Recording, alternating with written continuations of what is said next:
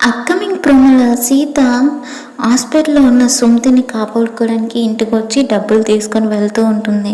సరిగ్గా అదే సమయానికి మహాలక్ష్మి, జనాగిరి, అర్చన అందరూ కూడా వస్తూ ఉంటారు. ఇక సీత హడావిడిగా ఆ డబ్బుని హ్యాండ్ బ్యాగ్లో సర్దుకుంటూ వెళ్తూ ఉంటుంది. అప్పుడే మహాలక్ష్మికి అనుకోకుండా డాష్ ఇస్తుంది. దాంతో తన బ్యాగ్లో ఉన్న బ్యాగు కింద పడిపోతుంది. బ్యాగ్లోంచి అమాంతం అంత డబ్బు కింద పడిపోయేసరికి అది చూసి అందరూ కూడా షాక్ అవుతారు.